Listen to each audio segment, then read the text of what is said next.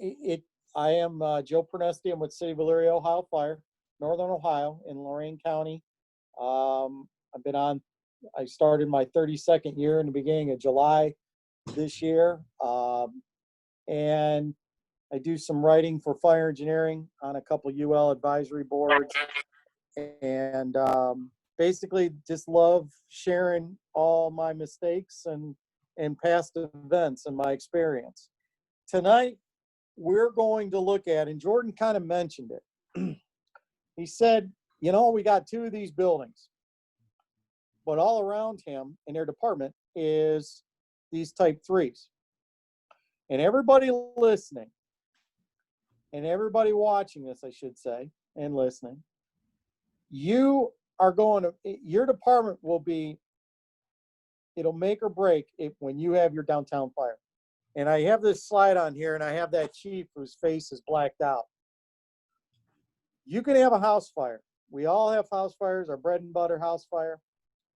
And, you know, they affect a family, or, you know, in case of an apartment, they're very small circle of what they affect, good, bad, or indifferent. When you go to a house fire or an apartment fire, it's a very small group of people that it has affected. When you burn a building downtown, all eyes are on you. And they happen every day. And it's a different type of tactic, a different type of mindset that you have to have.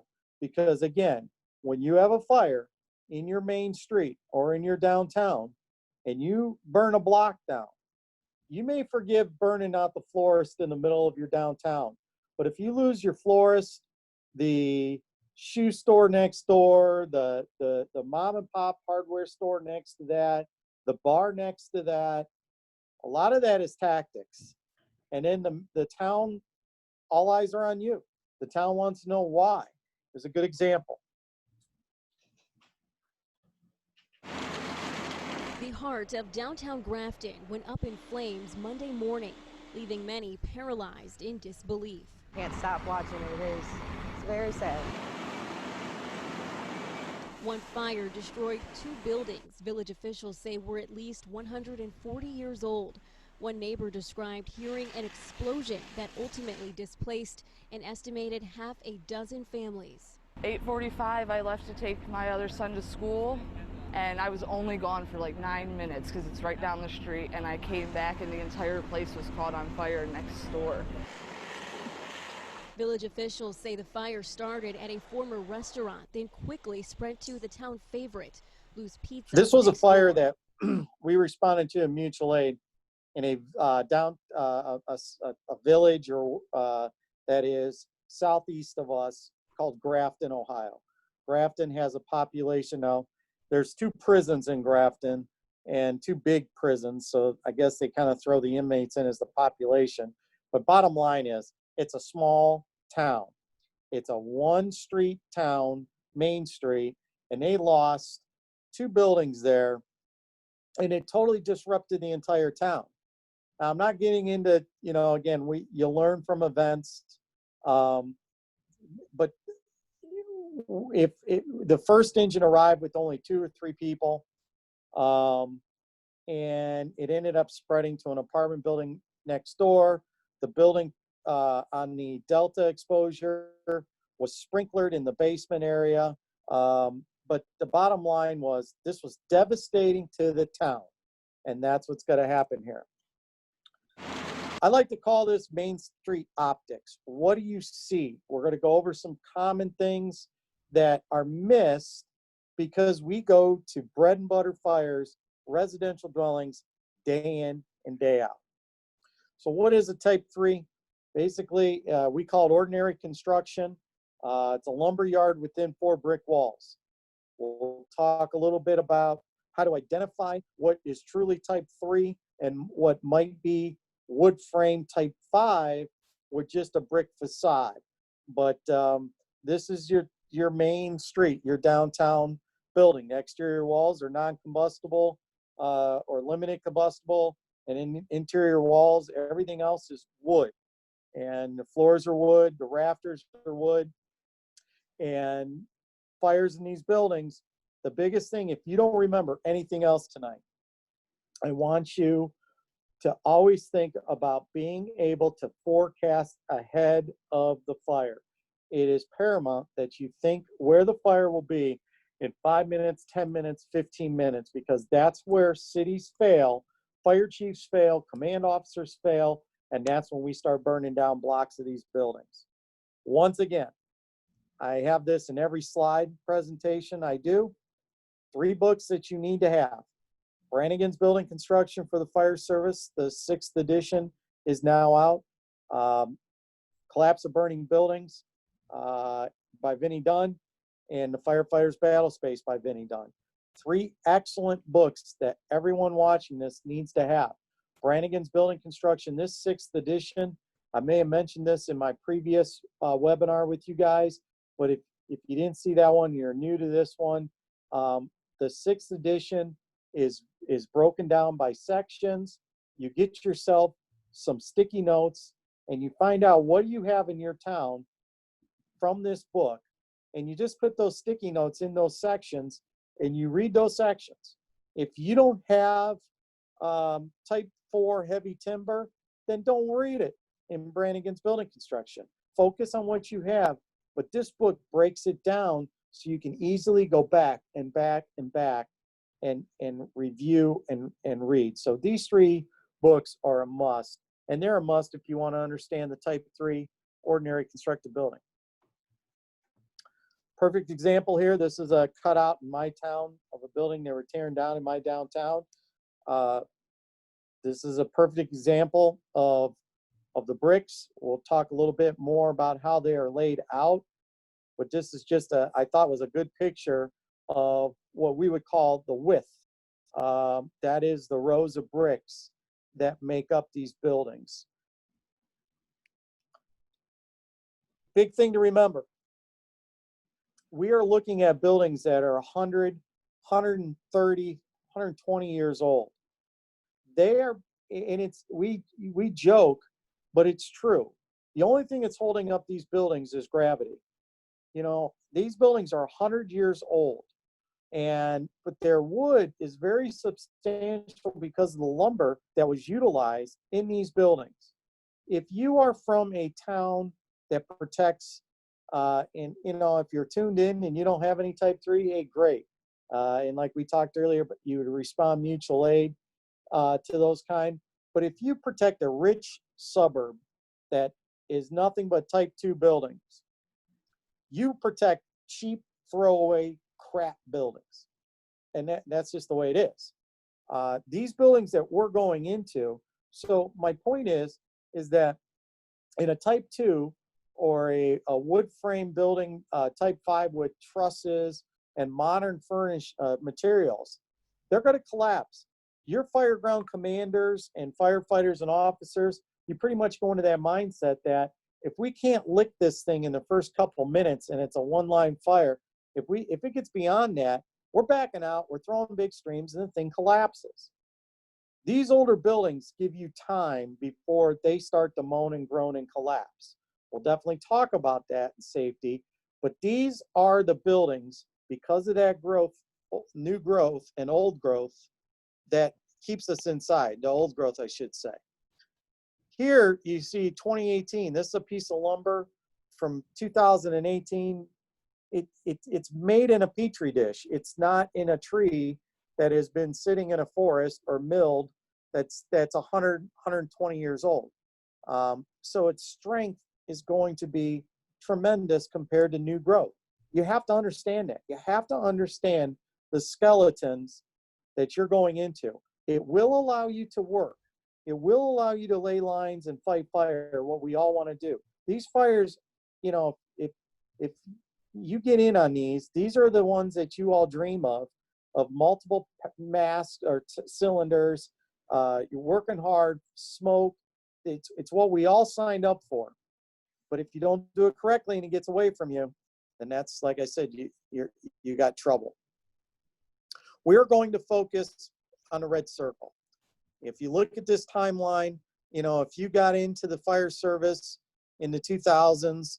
You know, this is our modern type of construction. Again, throwaway buildings. They're going to come down, they're going to scrape them up, throw them to the dumpster, and build a new one. Your downtown buildings, those 100-year-old, 120-year-old buildings, they're going to have, we're going to talk about this. We're going to talk about the mortar that's holding them up, how the rafters are laid into the walls, overall construction. But this is what we're focusing on. So the exterior optics of these type 3 buildings. We're going to talk about 5. There are many things, but I'm going to review, and you know, if it's something new, great. Any of these things that you haven't seen or heard of, share it with your other firefighters, because these are all things that are going to, again, make or break your success on your main street. But we're going to talk about these exterior optics. The year built, block inscription, that tells you a lot. If Bill Smith builds a Wendy's in your town, and he builds it in 2020, Bill Smith isn't going to put in that Wendy's Smith 2020. What a lot of these builders did, these architects and these contractors, or the people that own the buildings that built these buildings 100, 120 years ago, at the top of the parapet wall or somewhere on the building, a lot of these buildings, they would put the year it was built. That will tell you a lot about what might be holding up that building, and we'll get into that. There's one year you need to remember that will really lead you on your way to understand what's holding that up. And again, we'll talk about it. We'll talk about the King's Row and the header rows, how to tell if it's a true masonry building or if it's wood frame with a brick facade. The parapet wall. We'll talk about canopies, awnings, and signs, and fire escapes. You have to remember that before, you know, now, if you wanted today to go build something in your house or fix something in your house, whatever, you go to a big box store. 90, 80 years ago, 100 years ago, you would go to the hardware store that was in your downtown. That was the mecca of your city, was the downtown. And that's where you would go and get everything. Well, since that was your main street, you would have signs and canopies and awnings that would hang on these. Think about when you go to Walmart. There's no big giant Walmart sign hanging on the roof or hanging off the side of the building. Yes, it says Walmart, but it's not like what you would see in these buildings that were built 100 years ago. Those things add weight, and we'll talk about that, and they matter. And if you're not used to them being there and you're not used to the hazard, they can reach out and bite you. And we'll talk about fire escapes. You're not going to have fire escapes at your big box stores. You're not going to have fire escapes at your garden apartments that you protect, your townhomes that you protect that were built 20 years ago. You're going to have fire escapes on these buildings, and we'll get into that. Right there. If you zone out, if you disconnect me, if I bore you, all I want you to remember is one year, 1933. 1933. And you can take everything from that date, either back or forward. But here's the thing. In 1933, there was an earthquake in California. And long story short, the damage that was caused from that earthquake in 1933 changed how some buildings were built, or how the buildings, as far as rules and how rafters are hung, masonry, all that, which we will get into. Buildings after they reinforced some things. They used maybe a little bit more rebar.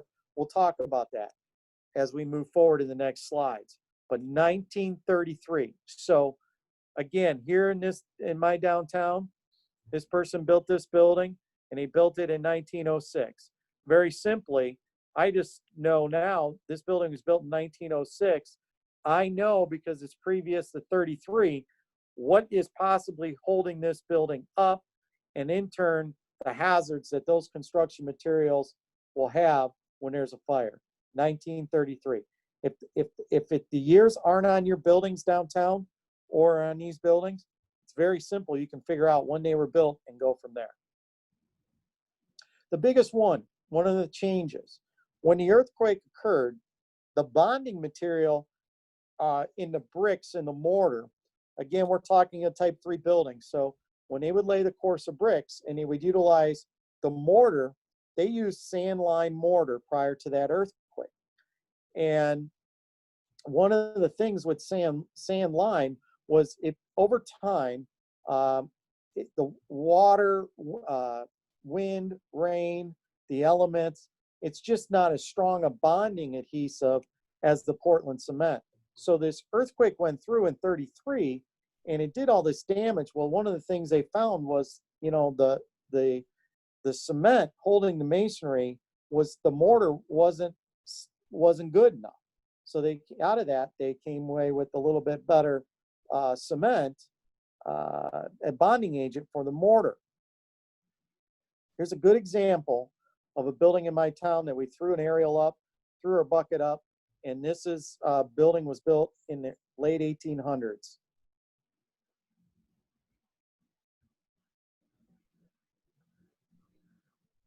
Now, don't tell anybody in my town that an assistant chief's going up in a bucket and peeling away mortar.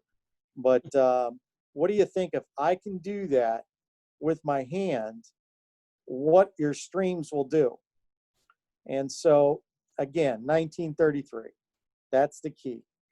This building, again, was built that I'm doing this late 1800s, sand lime mortar. You're able to pick that clean, the mortar between the bricks. Prior to 1933, also, the rafters, fire cut beams. As you can see, these are called lets, and they're just basically a pocket.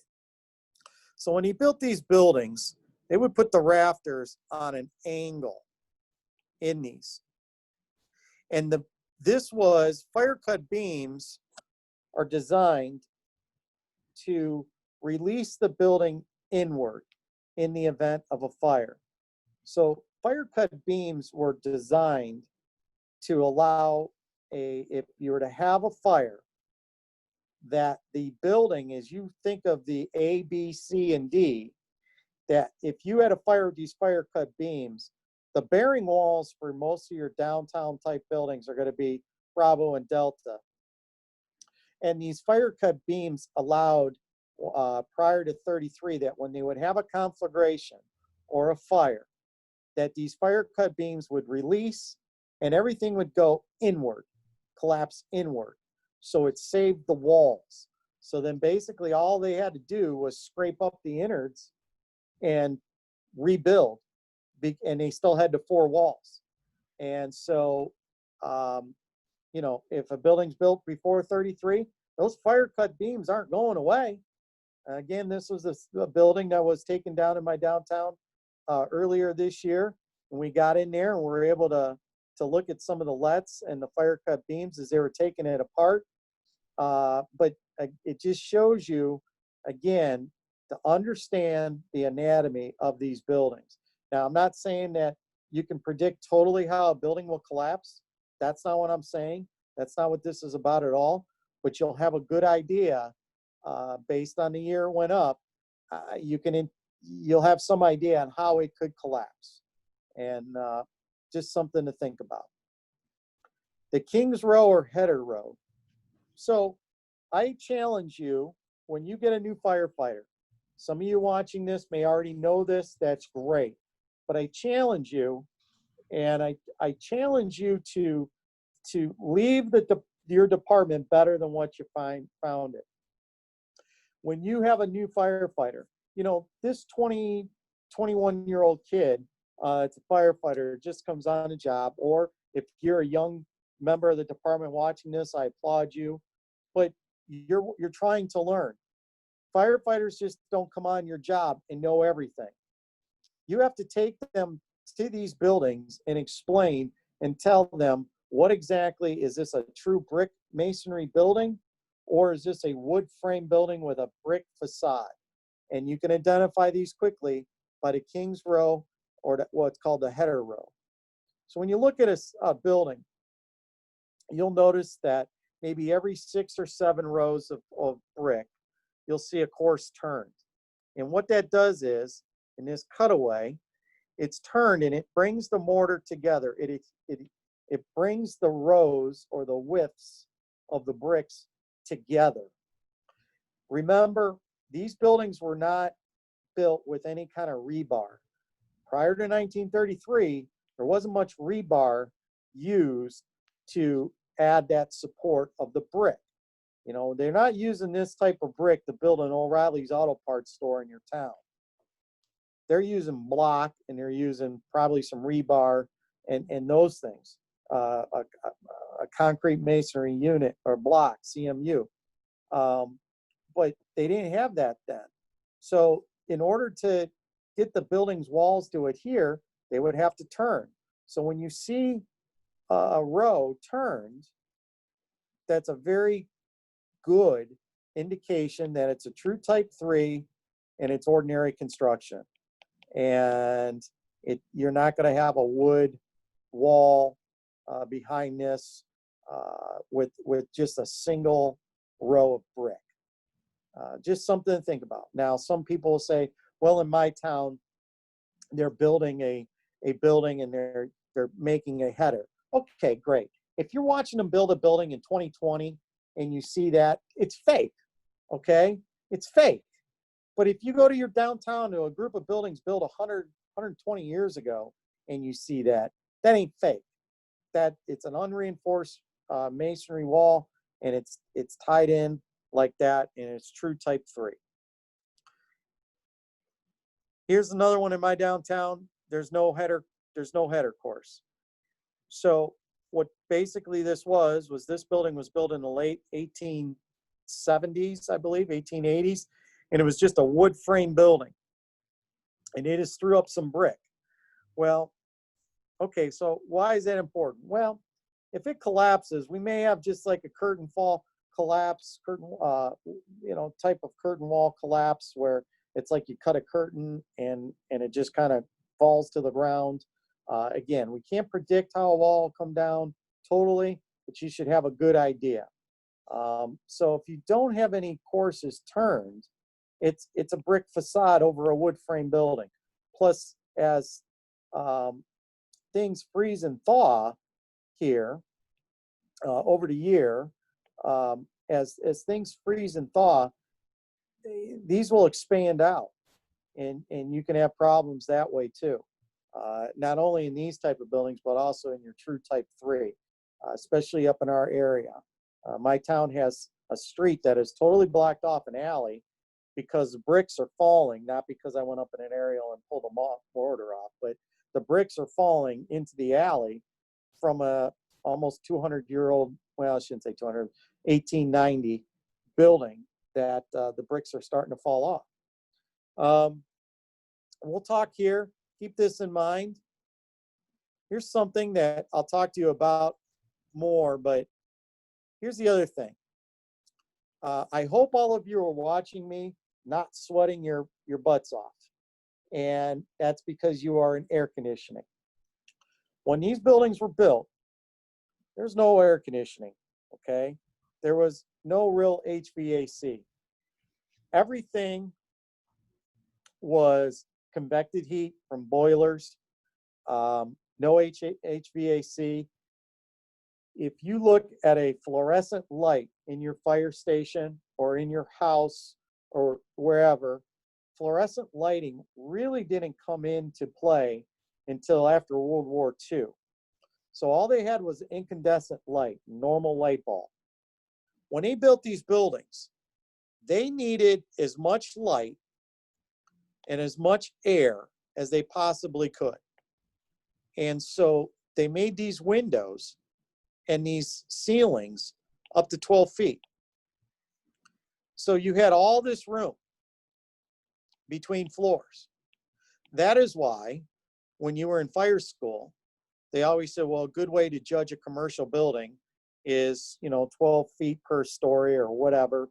Well, a lot of that has to do with the old way of when they built these, that they didn't have the fancy HVAC, that you needed lots of light and you needed lots of air. And so, and insulation. So you would have these high ceilings. Well, you can see in this building in my town that this means when you see this, when they replace these windows, they sure as hell aren't going to make 12-foot high windows. They lower the windows to what you would probably put in a house, also lowering the ceiling. This is all void, and we'll get into that. So when you see in your downtown that you got a normal looking window, and then you got all this space above, that's a void. And you got to heed that. And that's how we burn these things down, by not knowing that, not understanding that.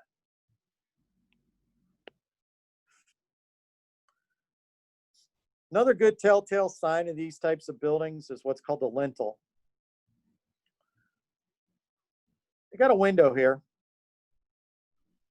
and you got to hold up the brick above the window. So they would put a piece of metal across here to support that brick. Fire comes blowing out of these windows.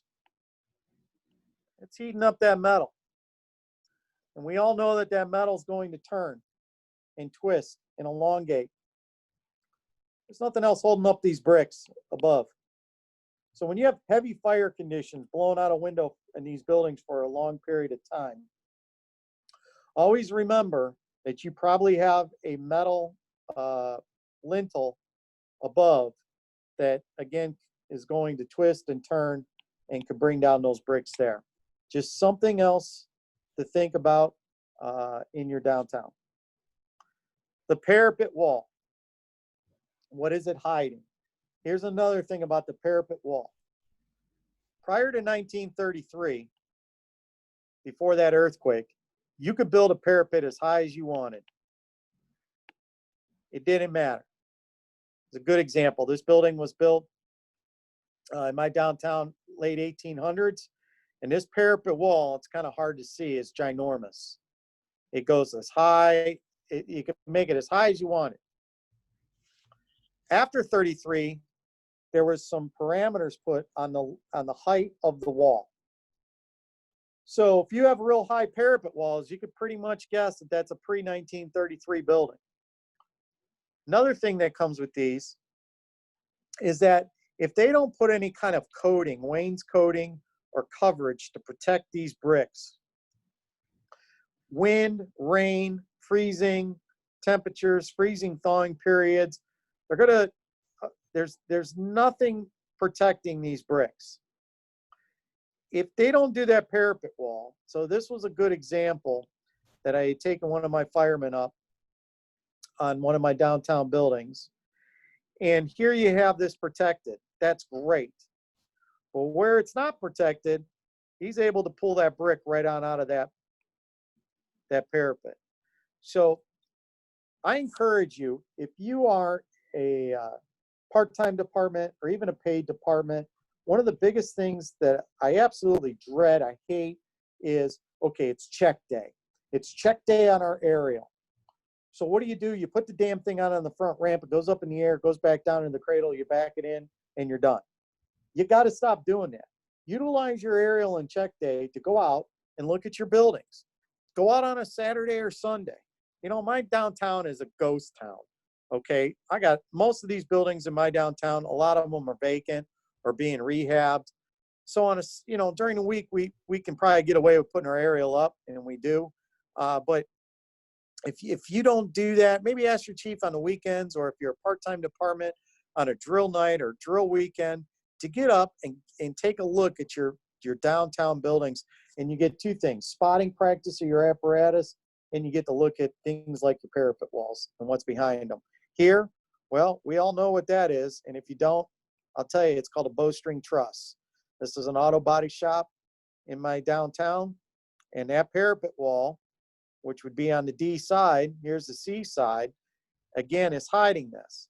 If I have new firefighters, you have new firefighters that don't know the town, don't know what's going on, all they see is this wall. They don't know that this is a wood bowstring truss roof that you can walk in between the trusses from one bow to the next, to the next. And if you're unfamiliar, you want more info, I want you all to write this down on your phones that you're watching. 1978, we're coming up on the anniversary. August 3rd, Walbums, New York City. I'm not a good speller. Walbums supermarket. Killed 6 firefighters. Bowstring truss, another thing called a rain roof, which we'll talk about. But if you're unfamiliar, 1978, Walbums fire, New York City. It's an event that we should all know about and know the lessons. Parapet wall collapse. Guys and gals listening to this, watching this, brothers and sisters, I can't overemphasize when I study these fires, and again, I study them all over the country. One of the things is because we do bread and butter house fires, that we're not used to parapet walls and their collapse. The parapet wall is the most unstable wall of these buildings. And a parapet wall is the wall that just extends out above the roof line, if you would, on either the front or back or all 4 sides. It's exposed on the back side, but these buildings will all have some sort of parapet wall. And again, based on that 1933, you'll know how high or how low they are. And they can collapse very quickly, and we'll talk about how they collapse here in a second.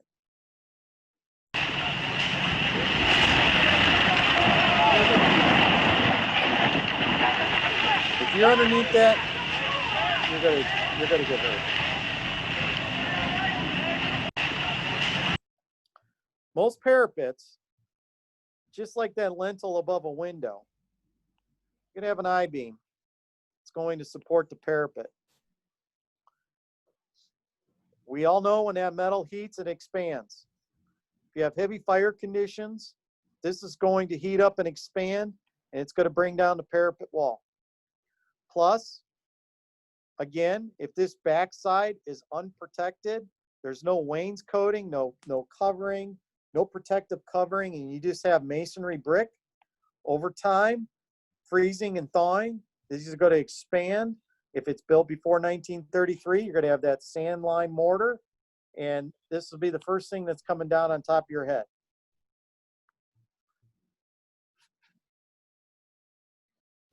Here's a fire. This was a fire that took place last year or earlier this year in Indianapolis.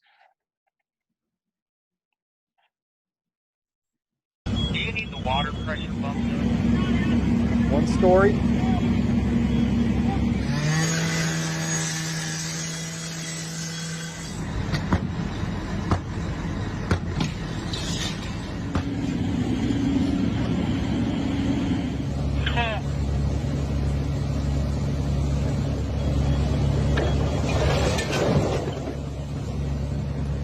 Now again, this was a perfect example. That heat, it just twists that, and that parapet's coming down.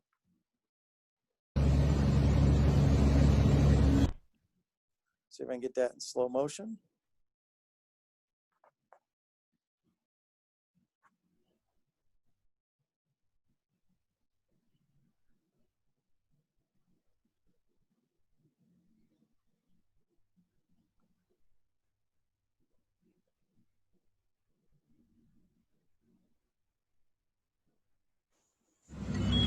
Another good example. Now, if you have, and this is why I use this, this was a fire that took place in Massachusetts, Fall River. We have a 1-story building, and you have this facade and this parapet wall. When you have a 1-story, you will for sure have some sort of I-beam that's going to run this way to hold this up. You have these showroom windows that have heavy fire conditions or any kind of fire in any kind of void space above in the drops, above the drop ceiling. It's going to heat up and it's going to come down, which is what happened here. This is that building. Let's get right to the video. Flint Hardware collapsing just a few minutes ago. Fortunately, all the firefighters had already evacuated at that point. They had left the building because it was unsafe to be inside, and sure enough, it did. Makes a difference in how we spot our apparatus, how we put our people. And again, we go to house fires day in and day out. Rare, I say rare, and then I say they're happening all over. These buildings, these fires are happening everywhere, okay? But if they haven't happened in your town and you have this block of buildings, I guarantee you that for every downtown building fire you've had, you probably had 10 to 20 residential fires. And it's a totally different mindset, totally different attack, apparatus spotting, command and control, safety, everything.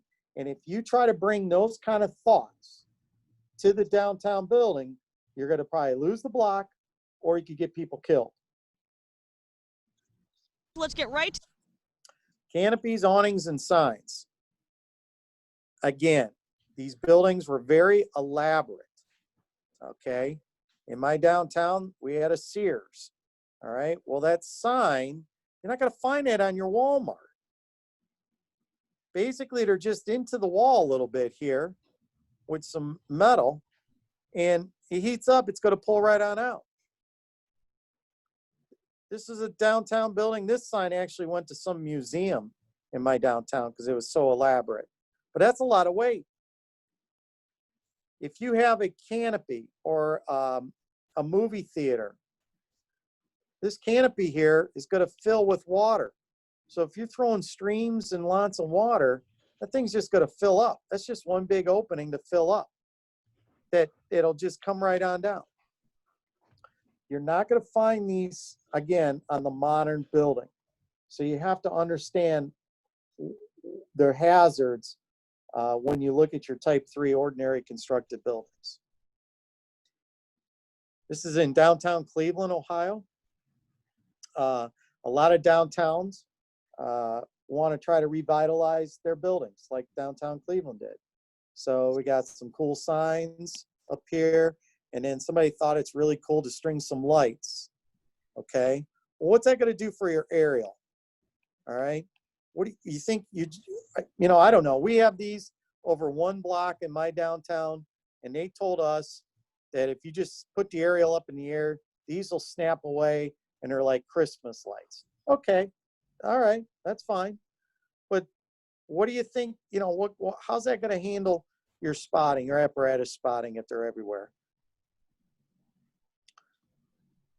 These walls have to have some sort of cap, some kind of top. If you were to, again, build the a O'Reilly's Auto Parts or a new Family Dollar that's going up in your downtown or in your town, they don't have to worry about any kind of covering at the top of the wall. With this masonry, they needed some sort of covering. They needed some sort of coping stone or cap over top. This is kind of cool and why you need to get out in your downtown.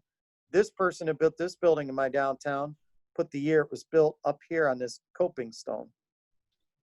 So we would have never seen that if we hadn't gone up on top.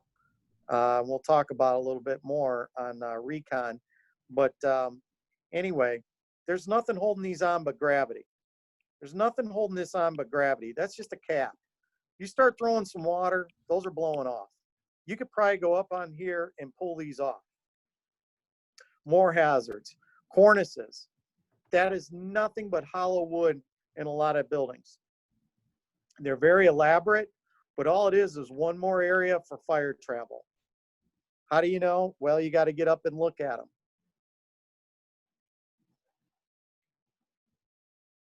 Again, not much holding these on. You can see this building is built 1895.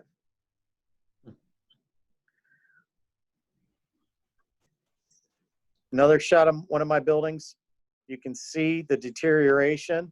Actually, this is the alley that they blocked off below this, but you can see a lot of the masonry and mortar has been washed away and away from this cornice. Another shot of a cornice just showing how hollow these are. Nothing holding them up. A lot of fire travel, and that can just peel off on top of your head. Fire escapes.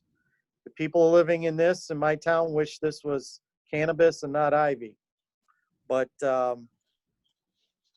fire escapes are one of the last things that a landlord will fix. They cost a lot of money.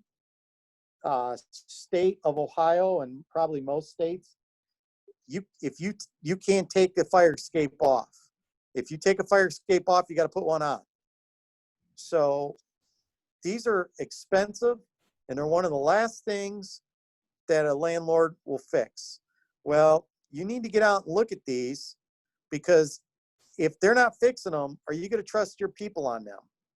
The people who live in these apartments on these floors in this back alley here, this building in my town, you know, okay, I'm sure if there's a fire, they're going to trust. But I don't know if I would trust my people going up and down those fire escapes. So you need to look at your fire escapes in your downtown area. These buildings, type 3 ordinary constructed buildings, are going to have fire escapes on the back of them if they've had any kind of residential, if they were built with that intent.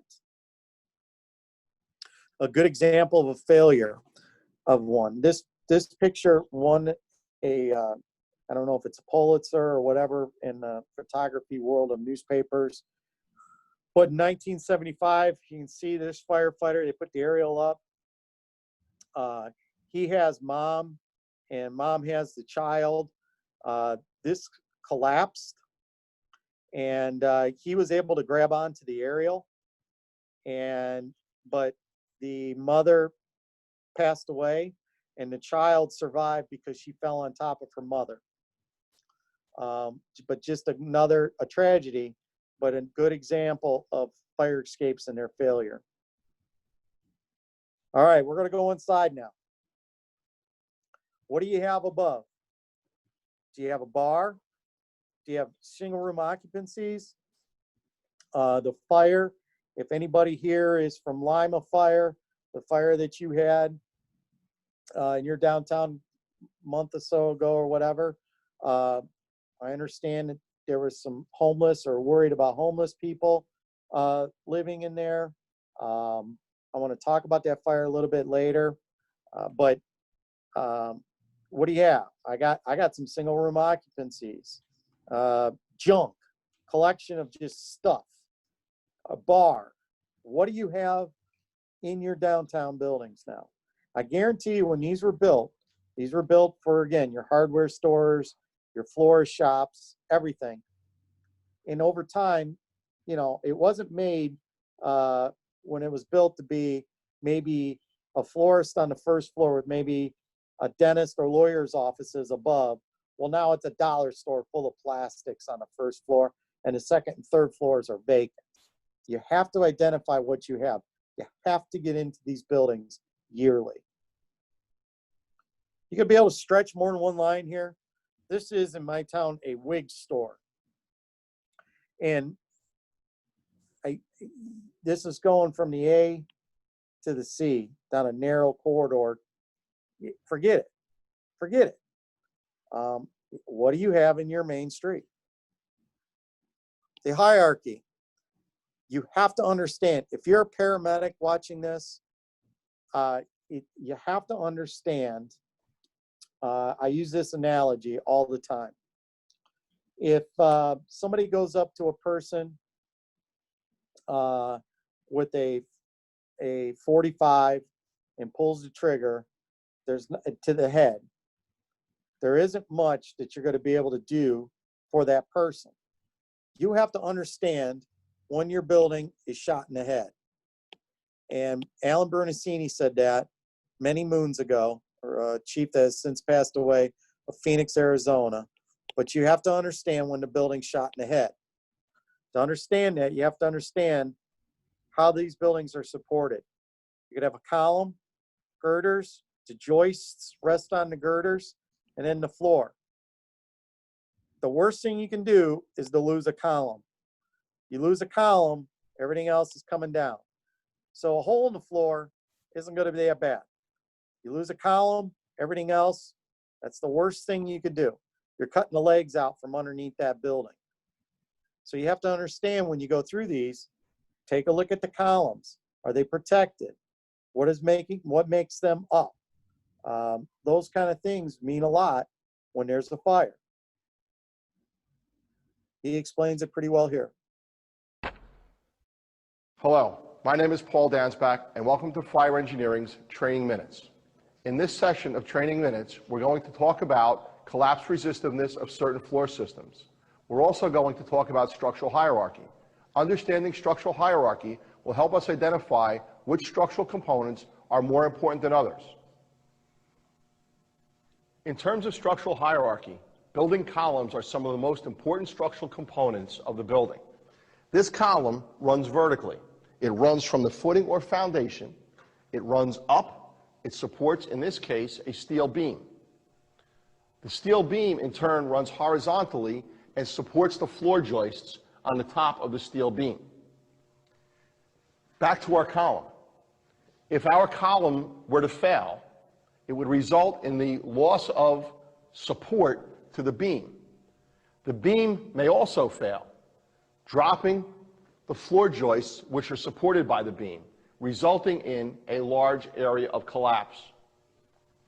Additionally, if this column line runs vertically through the building and supports subsequent floors and the roof, the loss of a column in a basement level or the lower level of a building will result in a vertical collapse sequence vertically through the building to the floors above and to the roof, resulting in not only a large horizontal collapse zone, but a collapse zone that encompasses all floors of the building above the column which has failed. The building that we're in is an old supermarket. The portion of the building that we're standing in was constructed in the 1970s. You will notice the floor joists of this building are of large dimensional lumber. They're actually 3x12 floor joists. Additionally, the 3x12 floor joists have been constructed in a manner designed to support a heavy load above. The floor joists are 12 inches on center as compared to the normal framing standard of 16 inches on center. What that does is allows for a greater load. What that means for the fire service is that there is more meat in the floor joist. That translates to a greater burn time. The fact that the joists are 12 inches on center builds redundancy into the floor system. In this case, we could have a localized area of collapse or damage to several of the joists, but because the joists are redundant, one will help take up the load of the adjoining joists should they fail. Another collapse potential in this building is burn through of the floor decking. What we see when we look up between. So he talks about columns. They're going to be stacked. They're a primary structural member. How are they protected in your buildings? A lot of times these may be boxed in. If they are, that's great. It also creates, though, a channel for fire, another void, but you need to see how your columns are. Good example of different types of columns. How do they react in compression, their strength as far as buckling and shear. One of the things that we'll talk about, this kind of slide is kind of out of sequence and I apologize, but cast iron. Cast iron was very popular after the Civil War until the early 1900s. So if you have a building in your downtown that was built in the late 1800s, chances are it's going to have cast iron. And what makes cast iron so bad, and you'll see this, is that it's not so much, some people say, well, it's brittle, or if you apply water to it, it shatters. No, it doesn't have the same kind of shear strength. So it's very good in compression, but any kind of shifting will cause that cast iron to move. And that is the true thing with cast iron. Plus one other thing that I'll show you here in right there is how thin it could be. This is from, I believe, Lex Shady, who had sent this or put this up about the how thin cast iron is. So I want to thank her for this. But you can see how thin that is. Well, again, in compression, this is good. But because this is so thin, any kind of shear, it could bring down that column. And again, 1790s to 1910, boy, if you got a building that far back, God bless you. But if you have anything around after the Civil War that's still standing, you may have some cast iron. The 25-30 rule. Very simple little thing to always keep in mind. You see a column that's 25 feet. Sorry about that. I got a guy sending me cool fire pictures. 25 feet. So if you look all the way, if you see, you know, you can pretty much, that's a safety thing also. So as you're moving in, or hose lengths or whatever, because they couldn't have these long rafters, they needed to put a column in to support the load. They couldn't just make one giant rafter. This was before the days of trusses. So that is why when you go to Walmart and the truss came into play, is that you could have these wide open spaces. You couldn't do that in the late 1800s or 1900s. They were limited. So they would put a beam in every 25 or 30 feet. So it gives you a good idea at how long or how wide a building is. Give it a shot and see. Grab a tape measure, go out there, look at your columns in these buildings, and measure off and see. It's a good rule of thumb. Are your joists exposed or covered? If they're open, they got very little time. This is basically when you see, and I don't want to get too technical, but this is one little NFPA item that you want to consider and think about, is open joist type 3, 200 and 211. What that is the first number is the hour and fire resistance of the exterior walls. So 2 hours on that masonry. The columns, if they're open, you got nothing. If they're covered, you got an hour. And the same with the interior walls. If they're covered, you got an hour. Most basements, wide open, uncovered. All right, not much time. Inside walls, this is what is going to get us and why we lose blocks. You can go into a house fire and you can pull walls until your heart's content. Open them up, chasing fire. Everybody's excited, working, blah, blah, blah. Okay. You get into your main street and you go, we got to open this wall up. Okay. Give that a couple, I don't care how many giant tires you flip or how strong you might be. In a smoke condition with SCBAs, these are going to wear out crews trying to open up. Very difficult. So you have to remind your crews that they're not opening up drywall that they would have in a normal house fire, or even lath and plaster of a residential dwelling. Hopefully, if you have lath and plaster in these ordinary type 3 buildings, great. But some, you may have this plaster with that mesh. It's going to be difficult. We'll talk about ceilings here in a second. Excuse me. We're going to get into basements, but a lot of buildings, when you see this, drugstores. A lot of drugstores, this building ain't a drugstore. If you still got a drugstore that's been in your downtown for 100 years, I want to meet those owners and know how they've stayed in business. But if you know that a building housed a drugstore, the flooring may be terrazzo. And terrazzo is basically these polished pieces of marble and cement laid over wood. Very common in drugstores. Insulates fire below very well. And we'll talk about an event. Yeah. Have you looked at those with a thermal imager?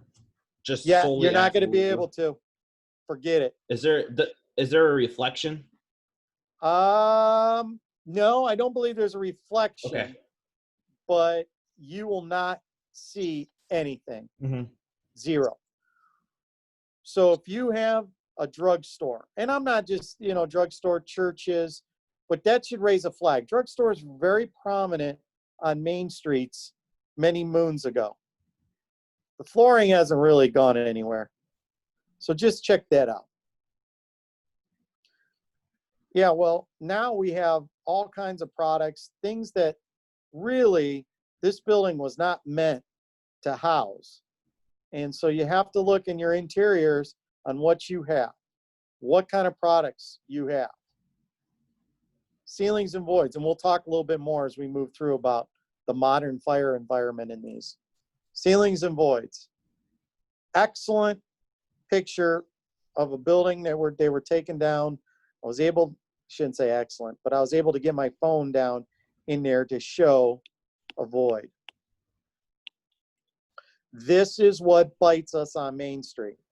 If you don't anticipate the voids and what limited staffing you have to get ahead of the fire, you're going to lose it. And this just shows you between floors how much space there really is. Tin ceilings. Another interior item that if any of you have studied for a promotional exam, I've studied for promotional exams I've taken a ton of them. And one of the things it says in a very popular textbook, John Norman's Fire Officer Handbook of Tactics or Avillo's Fireground Strategies, they talk about how to open a tin ceiling. You know what? Good luck. God bless you. In those cities that they worked in and they wrote, you got 30 to 40 to 50 firemen pulling. Don't think that a crew of 3 going in to check for fire is going to be able to pull a tin ceiling. Find another avenue, but you can forget of being effective at pulling a tin ceiling if you don't have the staffing. If you do, hey, go for it. But I don't know, let's say again in Lima, how many firefighters they can get on scene in a downtown building fire within the first half hour. But I don't, in my town, you're not going to get the same as what you would get in FDNY or where Avillo was at in Jersey. So where you see tin ceilings, this was a fire retardant item. So when they put these in, you'll find these a lot in, again, drugstores when they were built or dry cleaners. They were not only aesthetic, but also a fire, I don't want to say retardant, but a fire stop, and very difficult to pull. This building in my town, they went tin ceiling and then another tin ceiling. So they had the original and they decided to put another one underneath it. Forget it. Voids. Voids. Large spaces. We don't have all day to discuss, but one thing I always want you to keep in mind, and I may touch on it, but if I don't, I'm bringing it up now because I don't want you to get hurt.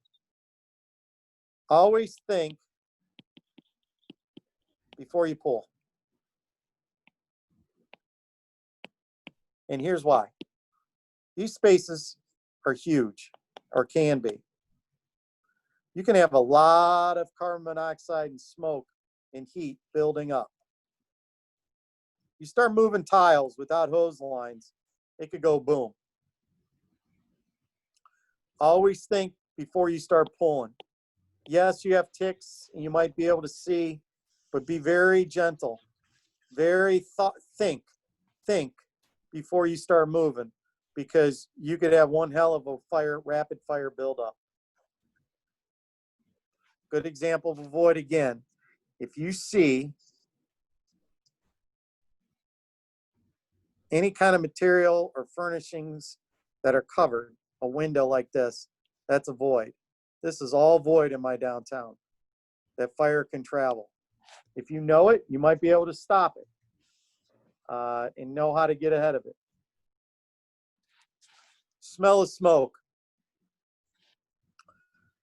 We hate these calls. You get a call in your downtown or a downtown building for smell of smoke. Be very, very astute in your investigation. Be very precise as best as you can. Be diligent. I'm not saying, because this is how many blocks have burned down. Mrs. Smith lives in an apartment on the 3rd floor above a vacant building, but in a row of buildings built in your downtown. And she calls and says, I smell smoke, but I can't see anything. And it's 3 in the morning, and you're like, ah, shit, we go on this. And you go, and you see Mrs. Smith, and you go, yeah, it smells like a little bit, but we can't find anything. And we checked with our fancy thermal imager, and you're okay, Mrs. Smith. If it gets worse, call us back. Well, as you go return the corners, drive down the block, take a look in the windows, take a look and see. I'm not saying you got to force every door in the block, but take a look, because let's say Mrs. Smith is here. And you got a basement cooking down the block. She'll smell it. She'll see it. And I see it, but she'll smell it because of the voids, maybe poke holes when we talk through basements here in a second. So be diligent, and don't just, this bit us a long time ago in the city of Elyria. But when you have a smell and you're going home, tell your driver, you know what, let's go down the alley. Let's turn around and just take a drive back. Turn on those fancy quartz lights on the side of your pumper and shine up the building. And you might see something. You might pick something up. Potty problems. You got fires in these bathrooms, red flag. Or you're going in to look in these bathrooms. Rotten wood. The chases going to be exposed. You might have large bathtubs from, if these were made as apartments 100 years ago. You might have a lot of old cast iron. A lot of, today buildings are built, apartments are built. Think about how many multi-story buildings you have. They're probably just garden apartments, okay? And everything is stacked, as you may know. Well, that's PVC pipe. They're made with PVC because that way they're not going to rot. They're not going to have a hole in there per se, and you don't have to have as much maintenance. When you build a building in the 1800s, early 1900s, and it's 3 floors, you're going to have cast iron plumbing, and let's say they have a hole in it. So they go in, they patch it, and make more voids. Just something to think about. Be cautious when you're working in the potties. Don't stack 100 people in a bathroom in one of these buildings checking for fire. Basements. If you're still with me, and I hope it's just not me talking, but if you're still with me, basements. Listen, think about this. Again, the Home Depot, the Dollar Store, the Wendy's, the places that are new in your cities or built within the last 40 years probably don't have basements. Your Main Street building has got a basement, okay? There's no doubt about it. That is the true difference between a type 3 and a type 2. If you got a brand new O'Reilly Auto Parts that's a type 2, there is no way in hell it has a basement. None. All the HVAC in for that is going to be on the roof. Well, when these type 3s were built, put everything in the basement. You go to Home Depot, and if they don't have what you have in the shelves that they can get with a forklift or whatever, they got a giant storeroom in the back. The mom and pop hardware store that your parents or grandparents went to, their storage was in the basement. I find a basement location. We're going to burn this building. We're going to talk about size up. But here's a good way to find a basement. Here's the steps going to the second floor. Okay. I've never been in this building. I've never been to Lima. But if you're from Lima, I've given you so much press. I want to come and ride with you. But anyway, there's the steps. Well, just like a residential dwelling, they're going to put the steps to the basement, probably underneath the steps going up. So here's the inside of this bar. I guarantee you that's the basement steps. Look for the steps going up, behind it, steps going down. Now,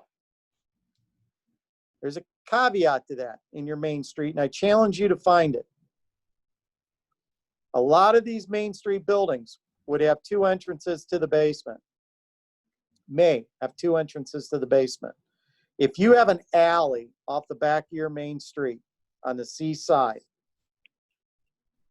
you may have basement access from that seaside area. And you may also have access here. Oh, not always. Something to think about. A lot of issues with these 2 access points. Something to think about. All right. Another good example. This is that wig shop I talked to you about in my downtown. Front door going up. Look at that. They got that thing covered. So those are the steps going up. They got their basement covered. You'll never find that in a smoke condition. Now, they do have a seaside basement, so they do have 2 ways. Well, one is if you get firemen caught in that basement, or they're coming up, out. These are things you have to know. You're not going, the recon in these, you got to do. If you're a firefighter watching this, worth your salt, and you're not getting into your downtown buildings, choose another line of work. Because these are the buildings that are going to hurt you. These are the buildings that you're going to burn down. These are those fires where all eyes are going to be on you from every standpoint and every oath that you took, life and property. If you don't understand these, you could blow both of your oaths. A lot of these downtown buildings will go underneath the sidewalk. So in my town, we have a lot of here they tore this down earlier this month. I was able to get in there, and this is coming in from the basement, but you got a whole room here. So if you look in your downtowns, you start walking towards the A side, you may find a door or doorway that's getting out underneath the street. Just something else to look. Okay. Another item that will help you vent and get water. It's called a showroom bump out. These buildings were built as a store, okay, mercantile. Every Christmas, there's that movie, Red Ryder BB Gun, The Christmas Story. They all got their faces pressed against the showroom window. Okay, when they built these, the showrooms were built not for weight of people, but for maybe a mannequin or clothing or what they sold. Flimsy wood, like a stage. You might have very good access directly into your basement to showroom bump out. So you would be able to take these windows and possibly, the only way you'll know is getting inside and getting down into these buildings. But if you go down and get into these buildings and you walk towards the A side, look up. And if you see a change in grade in that floor to where it's flat and then it maybe goes up a little bit, the showroom bump out. That's easy access it's flimsy because it wasn't designed for people to walk on. You might have good access. Showroom bump out. Basements, access between two buildings. A lot of times you'll have one landlord buy up two buildings, take out a section so he has access. What do you think fire and smoke's going to do? Same thing. It is very common in downtown buildings, downtown areas where they're all conjoined to knock out walls and have one big common basement between two buildings. Well, you go to Home Depot, they got a forklift, okay? But when they stored items in the basements of these downtown buildings, a conveyor belt.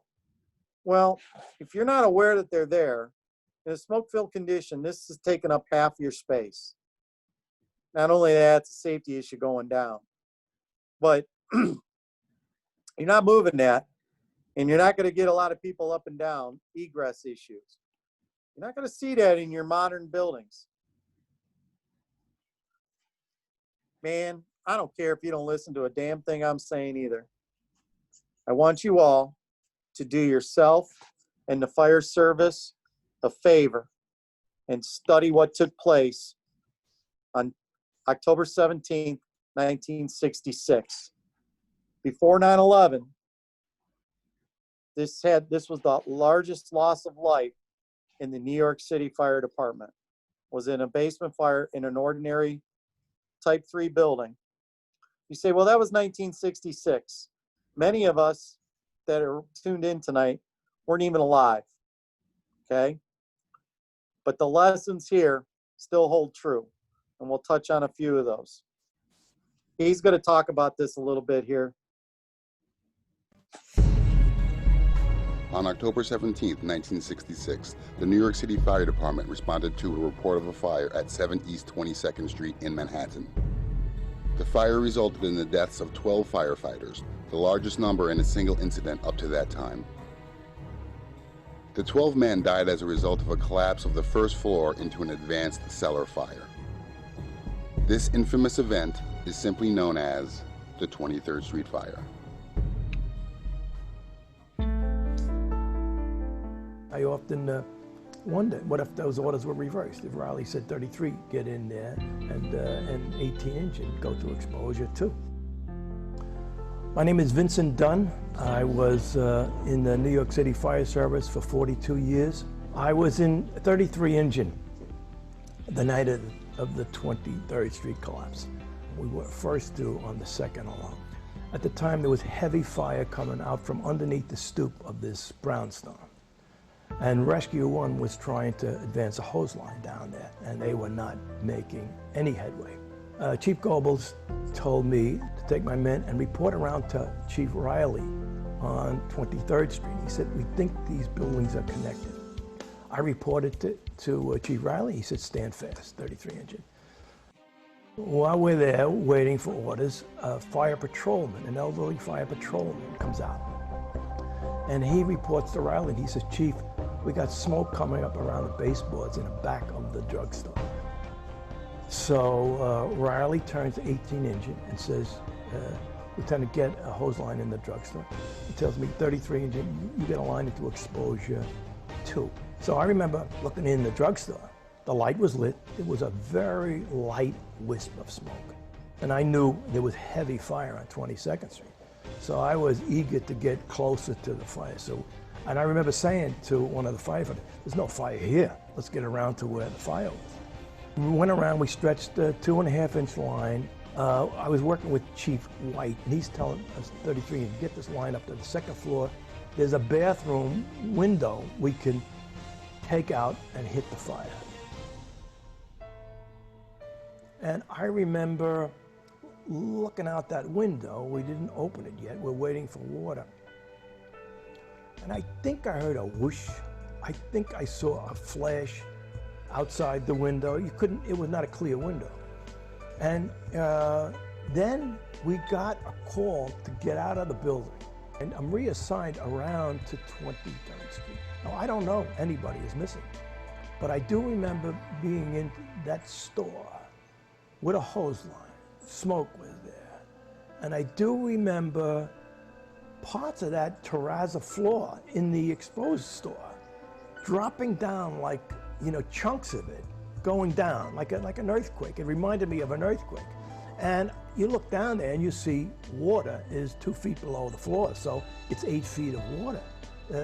So I remember a couple of times there was no softness of the floor, but the terrazzo, I guess all the beams were burned away, and the terrazzo was chunking off, like areas 2 or 4 feet in diameter were just falling down there. So we backed out, and a chief comes up to me and said, did anybody see Chief Riley? I said, yeah, I reported to him. He said, what time? I said, well, it must have been about 10 o'clock. And he just walked away. And it wasn't until, 1 or 2 o'clock we realized how many firefighters were missing. What happened was the man who owned the building on 22nd Street was an art dealer. He had drums of lacquer and thinner down in the basement. Business was very good. So they knocked down the original bearing wall that was in the middle between the 2 buildings, and they extended a new brick cinder block bearing wall 35 feet into the cellar of the building on 23rd Street. So now the fire occurred down there, and it destroyed the wooden beams of the building on 23rd Street. Now, when Chief Riley and Jack Finley and Joe Priori and 18 Engine and 7 Truck went in to check the smoke around the baseboard that the fire patrolman told them about. They actually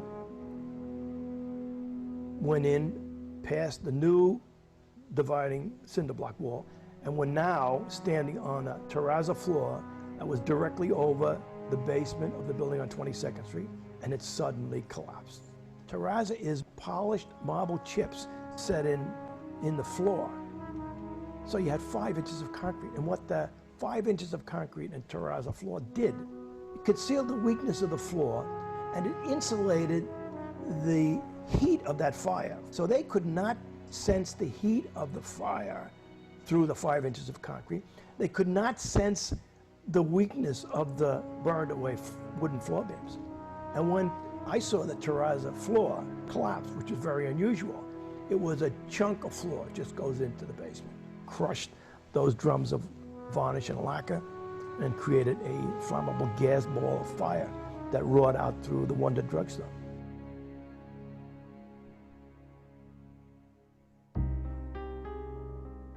Well, first of all, you had so much water. We had the super pump operating, and we had even 2.5-inch hose lines for hours. So those basements were filled with water. When you go through one building, it's at least 8 to 12 inches of brick. Then you got to go through the foundation wall of the adjoining building, 8 to 12 inches of brick. So, they would hoist up the jackhammer to try to take it off. You'd have to jackhammer your way through some bricks, and then they'd come in with the battering ram, and they would knock out, try to expand the hole. And it was a labor-intensive, long period of time. And then, I was not down there, but when they got through that opening, they had to go in and find those bodies, what was left of them.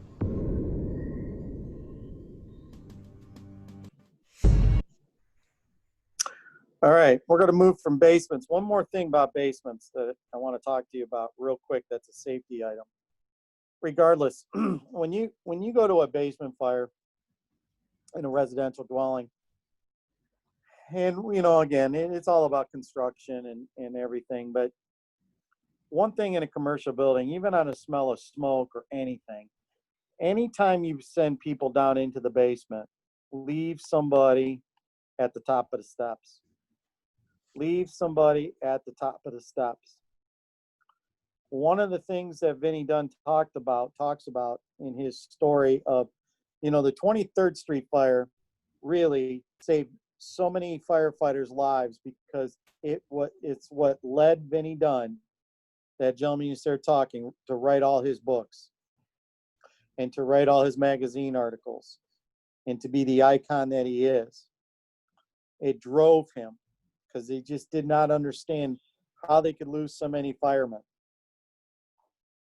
One of the things that he talks about in that 23rd Street fire was there was an officer who had left, and back then, here's the thing, all of us have radios now. Everybody goes downstairs. Everybody goes downstairs. Okay, because it's safe, you know, safety while everybody's got a radio. Well, back then, they didn't have radios. And so they would leave a guy at the top of the steps. And in the drugstore, this was the drugstore stairs, the officer, he had a great name. His name was Royal Fox.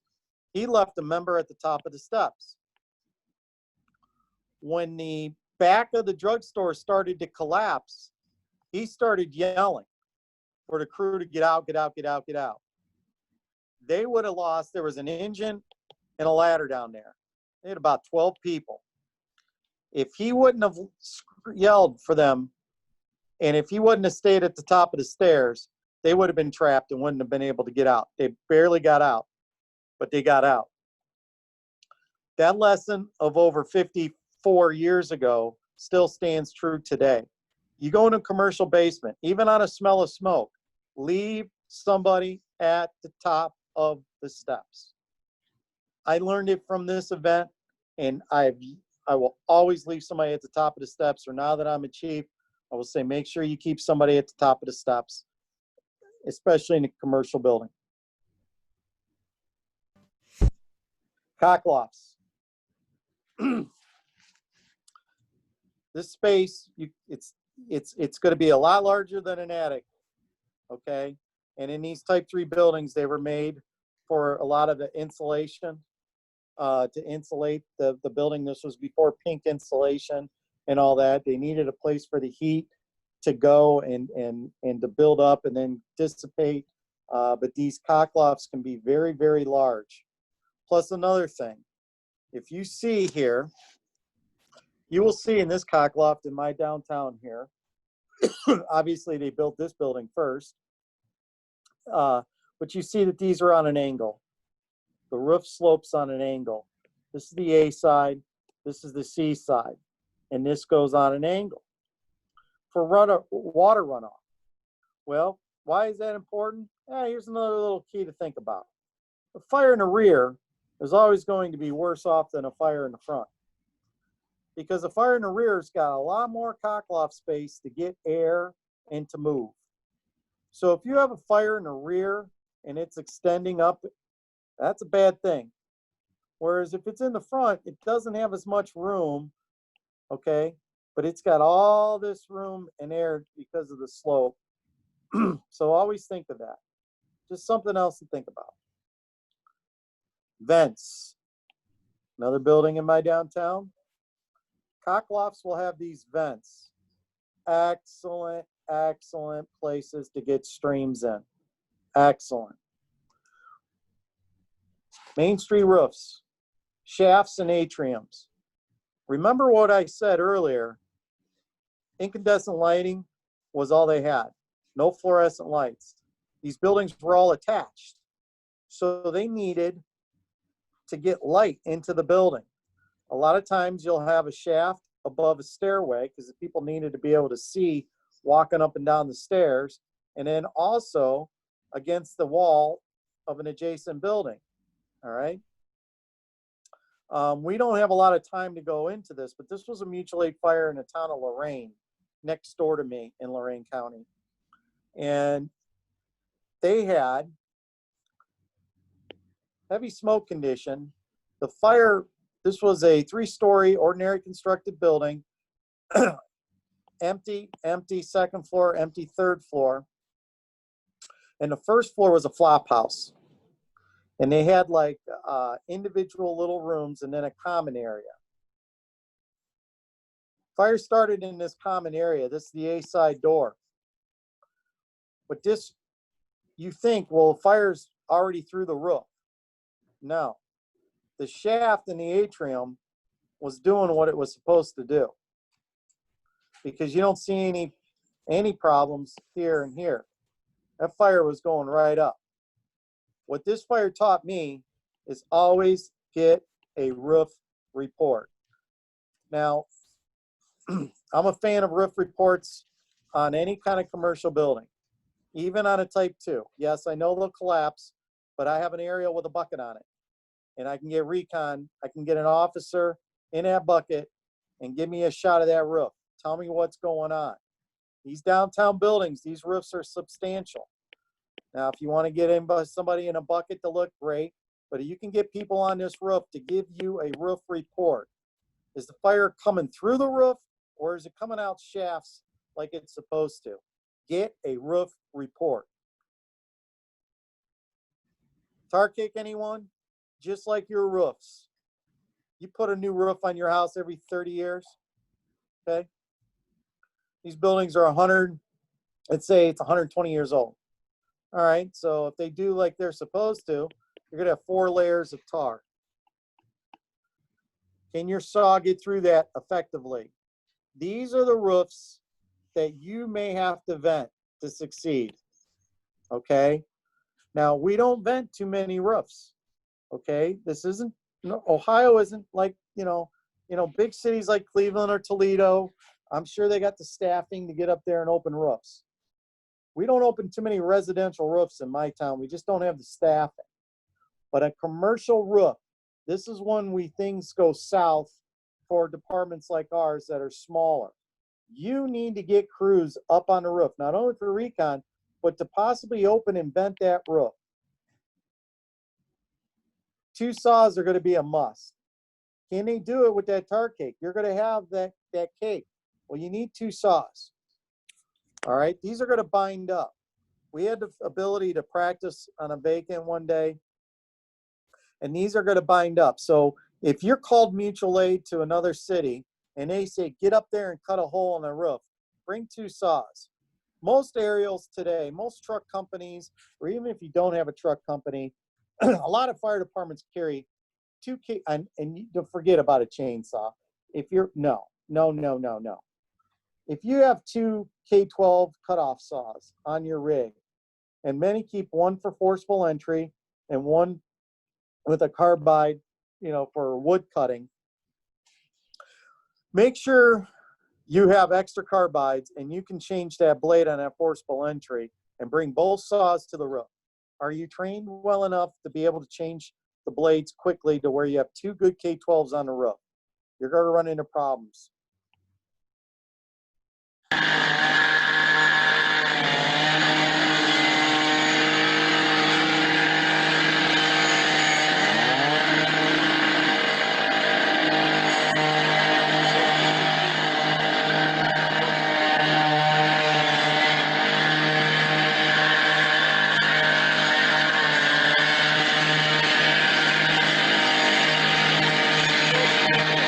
Now, I'm not saying it can't be done, but we have 3 people. If you think a crew of 3 is going to handle it on your main street, you're wrong. You need a couple crews up there, okay? You need to be able to take other things that are up there first, other vents. But the only way you're going to know that is to recon ahead of time, to know your buildings. The scuttle knockout. A lot of these buildings, like we said, have that skylight. Well, they're also going to have a return or area that's going to be plastered off. That's going to be the cock loft, okay? If you have a fire in the cock loft and you go up under that roof and you want to vent that cock loft, once you open that skylight, you're not done. You need to take this right here, all right? Or if you just have a second floor fire and you don't want it to get in the cock loft and you just want to vent that mattress fire or whatever, you want to make sure that you don't bring anything into the cock loft by taking these. So you have to decide why you're taking these knockouts or why you want to open not just the scuttle, but then the area getting into the cock loft. You have to decide if you want to take it or not. But if you want to vent a cockloft, you got to take it. Many a downtown building, I would venture to guess, burned down and blocks have burned down because crews have gone up. They've opened up this scuttle and going, we're done. We got nothing coming out. Well, you got to take these if you're going to vent the cockloft. Another good spot right there. That's the cockloft. You want to vent that cockloft, you take that, you got to open this up.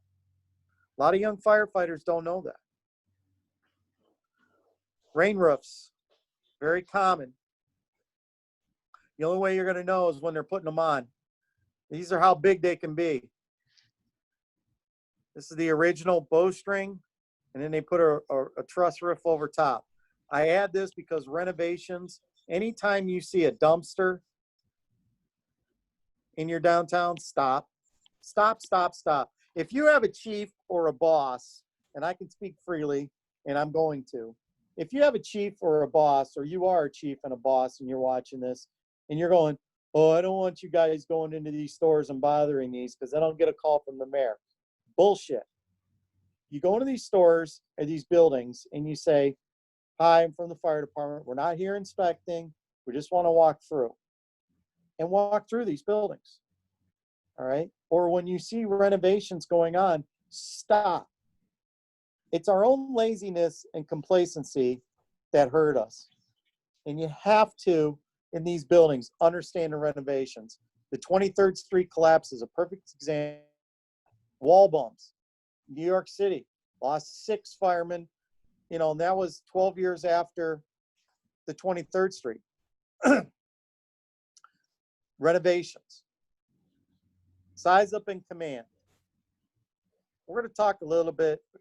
All right. So here we have a type 3. All right. I'm going to play this out, and I want you all, Jordan, I hope it's just not me and you watching. No. Okay. Okay.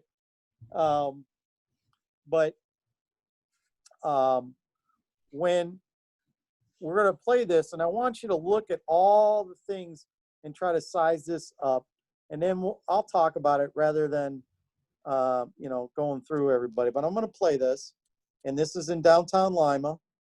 And from all the things we talked about, try to pick out any of the hazards. And then I'll have Jordan try to possibly guess where the fire might possibly be.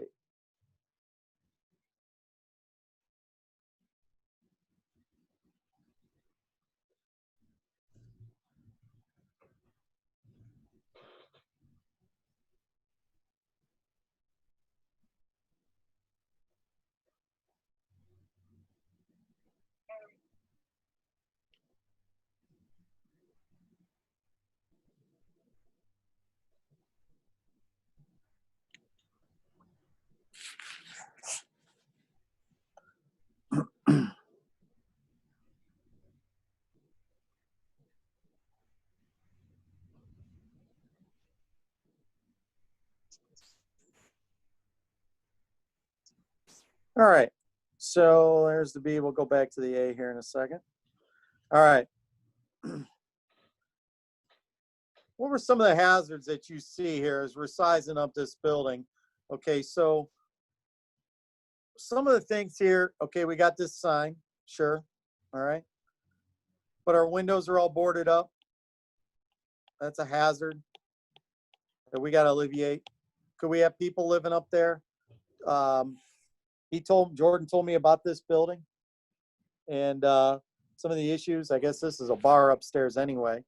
But if you knew this wasn't a bar, could you have people flopping up there? Little things like that. We have a parapet wall. Hey, Chief. Yeah. I've got a couple Lima guys actually texted me, and they're telling me some things about the interior. Go ahead, talk away. So Brad Miller, he texted me, says he's not tech savvy, so he's blowing my phone up, which is fine. He said years ago there was an upstairs downstairs bar, and that they had sprayed foam all over the walls for the bands for the insulation. Wow. And that there was a a dance floor. And Brad, correct me if I'm wrong, there's a dance floor upstairs as well. And then he also said that there was an interior central stairway that led to the upstairs. So definitely that chimney fire travel from first floor, basement, first floor up to the second story. So everybody that's watching this, a couple things here and why these simulations are so good.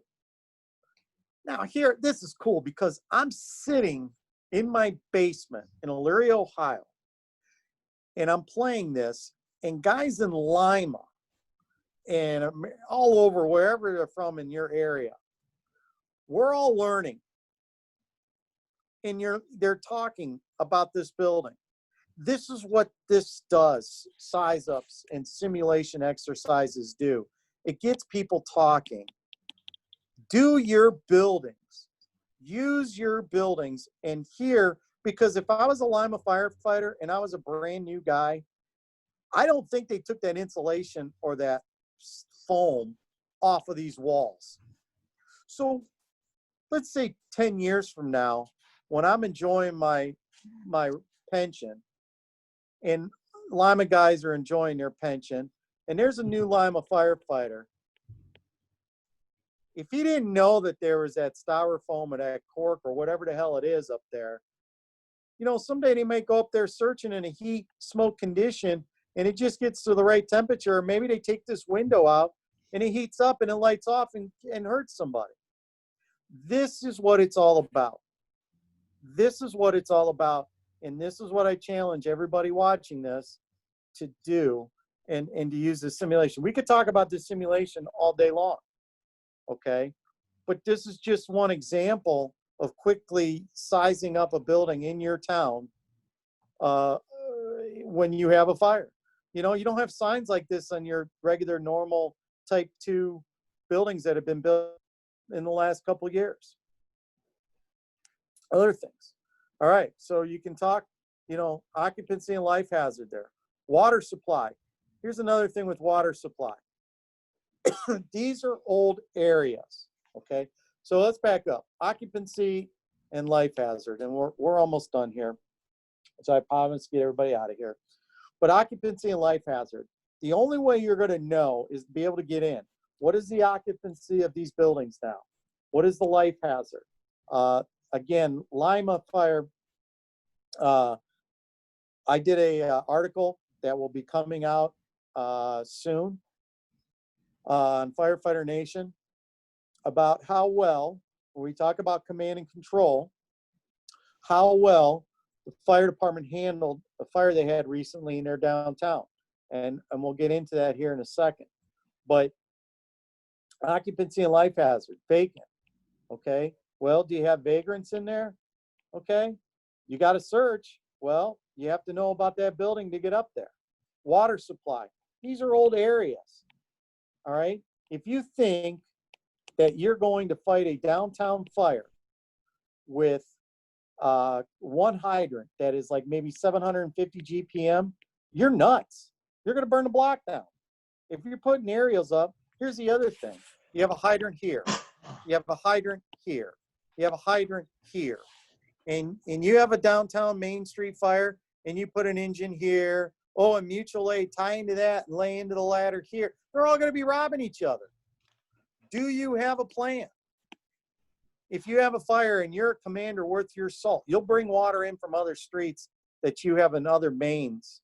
Or in my town, we have hydrants, but we're lucky in our county, we have a water shuttle because we have a lot of rural areas where the part-time and the volunteer departments have tankers, and they have got water shuttle down to a science. And so why not use them?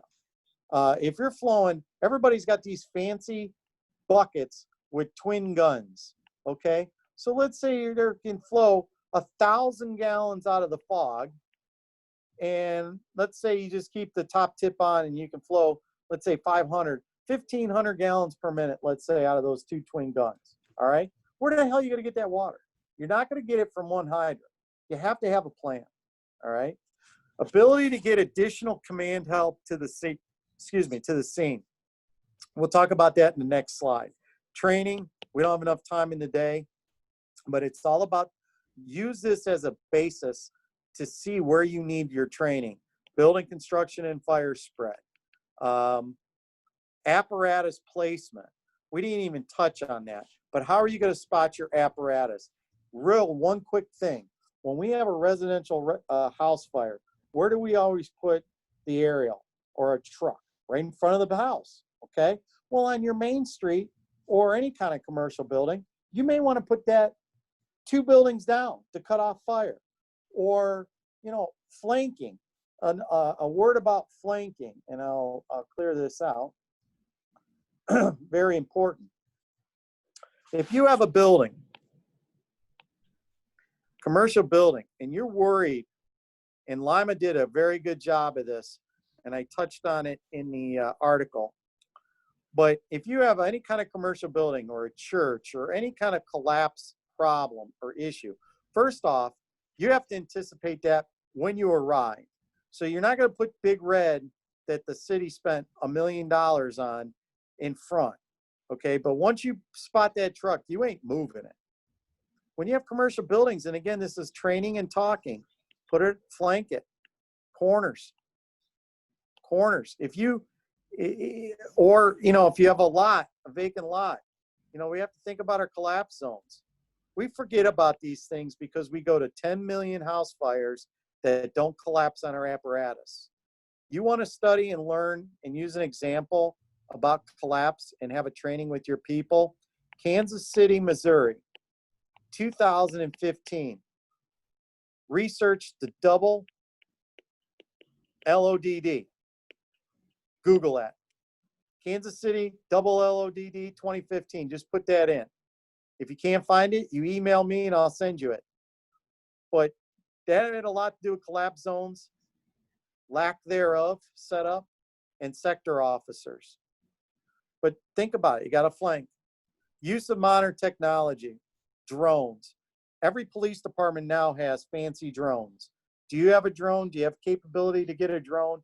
Do you have some nerd that has a drone? You know what? Get in touch with that person.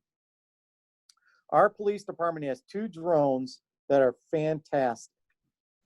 And we have to utilize, there is no doubt in my mind, if I get a major fire, you know, we've used them for some lost persons. They just got them within the last year.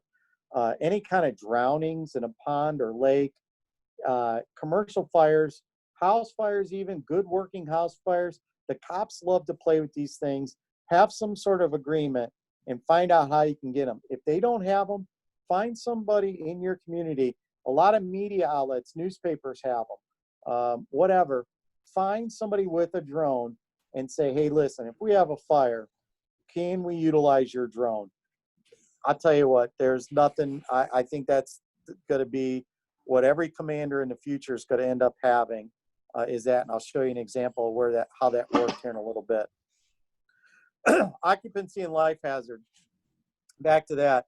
You know, what do you have? This is a college town. Ohio University is in Athens, Ohio. They had a major downtown fire. And you see this square, because that college town, they smash kids everywhere. You see that dormer right there? Well, that's this room here.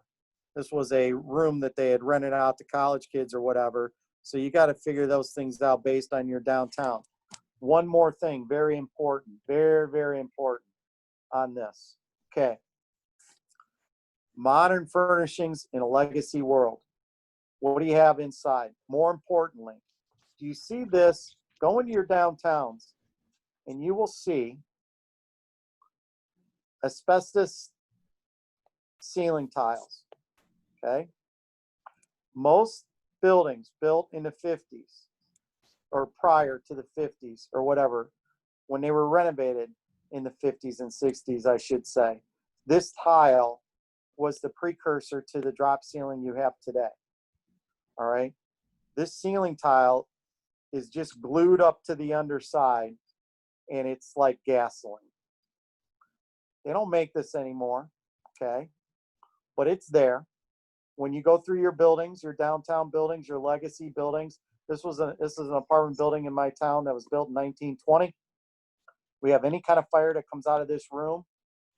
These doors are not self-closing. it's going to light this hallway off. What do you have in your buildings? You look at that kind of acoustic tile, old acoustic tile, cellulose type of tile. That's bad stuff. That's very common in these legacy buildings, especially ones that have been rehabbed 50, 60 years ago. We talked about supply, command help, lots of eyes, lots of eyes. Here's one thing I want to caution you on though, okay? A lieutenant on most fire departments is in charge of 3 people, and he basically do reports and toilet paper in the firehouse, that kind of stuff. If you put that lieutenant or company officer in charge of a sector, and you say, okay, lieutenant of Engine 4, you have the B side. But that lieutenant of Engine 4, day in and day out, is used to talking with 3 people. Now he's got maybe 2 mutual aid engines and maybe a truck. He's got maybe 6 or 7 people. He's used to supervising 3 and looking at a very narrow picture. When you set up sectors, you got to make sure, and this is training, if you don't have chief officer help and you're going to use lieutenants or company officers, or you are a company officer, and let's say you come in on mutual aid and you're thrown to the wolves and said, you're the D side or you're the Bravo, lieutenant. First thing you need to say to yourself is take a deep breath and think 2 words: big picture. You have to think like a chief. This is why I would prefer trying to get chief officers as sector officers, because they're used to standing in front or used to looking at the big picture. So if you have command level people, whatever their rank, put them in sectors if you can. If you can't, and you know that ahead of time that you can't get chief officers to set up in sectors, then you got to tell your people, if I put you in charge of a sector, this isn't some classroom where we're sitting in blue card. This is the real deal. And you might have anywhere from 10 to 12 people to supervise. You need to take a step back, know where your 2 people are at, but then also remember that you gotta watch those 15 people. And why is that? Here's a good example. You have an old salty member that wants to go pick up an 1 3/4 line and wants to spray some water in a window. And you're a lieutenant.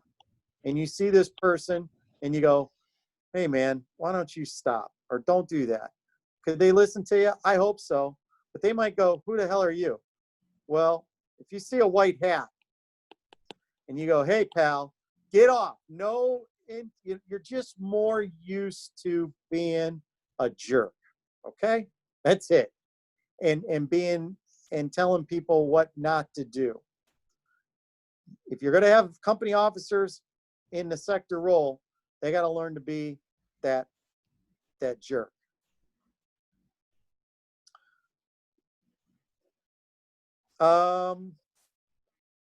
This is the fire that Lima had.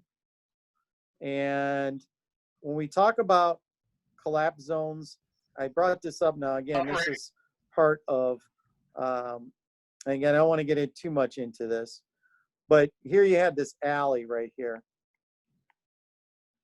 You have to be very cautious, and the boss that ran that fire did a very good job.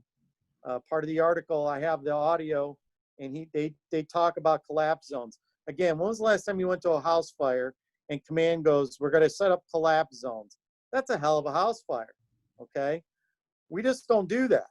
So when you have commercial building fires, you got to announce collapse zones. You have to set up collapse zones. You have to flank the corners. But if you have an alley, you can't allow people to go up and down these alleys. That's what happened in Kansas City. They killed those 2 and injured 16 more firemen. But you got to watch those alleys, because these people have nowhere to run if they got to get out of that collapse. Modern technology, the use of drones. This was a fire that took place in Leipsic, Ohio, which is I can't think of the county that it is in, but it is up It's in Putnam County. Putnam County. Thank you. Northwest Ohio, Putnam County. They had a fire where they launched a drone. And this drone, like most police drones have, infrared. Maybe that's one disadvantage if you find that person with a drone, or you just go buy that drone from a store or whatever. Police drones are going to have that infrared. And they launched this thing, and you can see the hot spots and the real-time pictures. Very valuable. Use drones if you got them. Rick, Hey, thoughts? Chief. Yeah. I don't mean to interrupt. There was a No, question. you're fine. And it was, do you utilize, or what are your thoughts on utilizing mutual aid chief officers for those sector roles? I'll write it down. Love it. And here's why. But here's the problem. My department doesn't do it because it sucks. Not that it sucks utilizing them. It's that we can't figure out how to do it. We're stuck in this, we're just not good. We, in Lorain County, we have 2 on-duty command officers that have their own vehicles 24/7. City of Elyria, City of Lorain. It's impossible for the Lorain shift commander to come into Elyria, and I would have to get the okay from 1 million people to leave my jurisdiction. And it's getting better, I hope. But anyway, that's one example of that's not good. Find out in your community if you can do that, if you can bring command level officers in to develop your boxes to where you're bringing chief officers in. If you are a fire chief and you're watching this, make friends with your other chiefs. It is very good east of me in Lorain, in Cuyahoga County, Lake County, the counties that are around me that I know are very proactive at this now. If your county that you're in isn't, and you have any kind of say, or you have any kind of ability to try to find out or work on it, do it. We suck at it in Lorain County, and I wish we could fix that. I wish we could fix that. I don't think we'll fix it before I retire. Some of the parts of our county is very good, but where I am at, it's no good. And I have trouble getting command level officers, chief officers to my fires. It takes too long, and it sucks.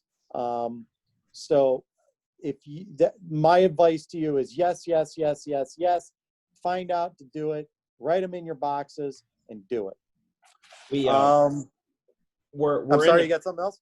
Yeah, it's funny because we've started the conversation. Okay. And we're getting a new CAD program in our dispatch in Allen County.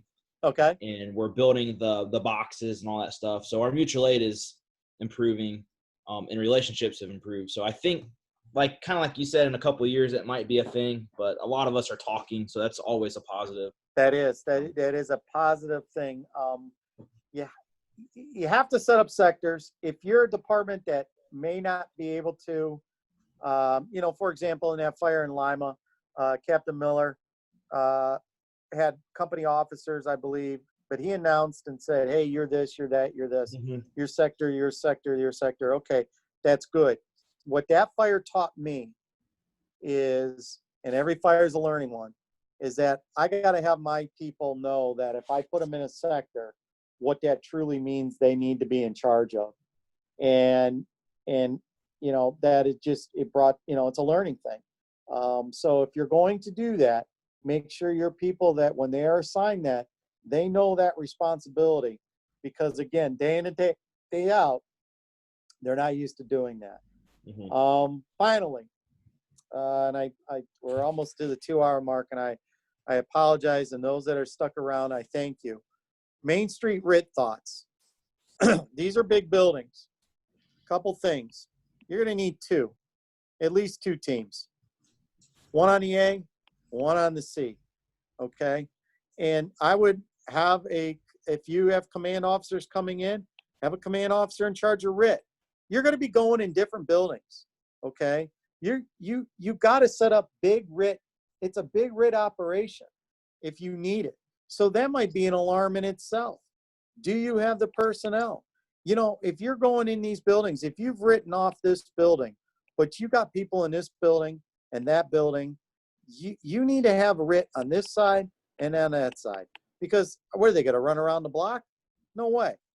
So that's very important. Does RIT have their own water supply? Okay. Do they have the ability to get their own water, their own lines? You know, it might be the only thing that keeps somebody that's buried or in a collapse or has just gone down or lost. Let's say this building here, and this happened in Elyria, we lost a group of downtown buildings, and the building, the Delta, flashed, and there was 10 guys inside of this building, and it went, I'll never forget, I'm watching this, and it's zero visibility, and it kept getting worse. I should say it went from not so bad to you saw the black, and all of a sudden the second floor lit off, and these guys all come tumbling out. Very lucky. Well, if you had to go to work, you know what? The only thing that might save them is water. So, you know, something to think about. RIT thoughts. There's a lot of other things that you consider, but those are some big ones. You're going to need multiple ones. My email, if anybody needs anything, I'll write it down. I want to thank you all for sticking with me. If there's something I can do to help you, my email is efdchief3@outlook.com. If I can help you in any way, if you want information on something, you shoot me an email and I'll help you out. If you want something on a particular line of duty death, send me that information. And I have a very large cloud library of LODDs with reviews, audio, tons of stuff on this main street, lots and lots of stuff, all to help you guys. So if I can help you in any way, there's my email. Just remember this final thing in the type 3. It's not what you see so much as what's going to be. What's going to happen in 5 minutes, 3 minutes, you know, where that fire is going to be. We fail at that, and you're going to lose a block. That's all I got. Chief, thank you so much for your time. I appreciate it. I thank you for becoming a mentor for me. I always pick something up new, listen to you talk. I did get an email. The program that Chief Perness is using for the simulations is called SimuShare. It's like $75 or something like that a year. Very easy to use. Go out with your iPad, your cell phone, take pictures, and you can burn your buildings down. I think it helps scene size ups. You know, without a doubt. Especially if you have the younger members who they might find themselves in that weird spot where they're the first due medic. Get that rundown going. Get that information broadcast out. So that really helps with it. Yeah, and if somebody wants to, we can do something like this. One of the things that I do is one of the classes is if a department's interested, you send me pictures of your buildings and give me a little bit of information on them and address and 4 sides, and I can put them in that simulator and we can do a size up class. And it helps size up. It helps with reading smoke. SimuShare is a good program, but don't get discouraged by it. You have to work with it for a little bit, but there's some tricks, and I can help you out with that. Or if a department wants to have me, you know, just shoot me an email, and if you're looking for something, maybe we can set something up. But yeah, it's called SIMS-U, the letter U, -share. And please remember, if you streamed this to your firehouse, your shift, it was your training night, be fair. Don't take advantage of me, but send me your roster of the guys and gals that were there, and I'll issue the certificates for that. And do the link that's in the chats.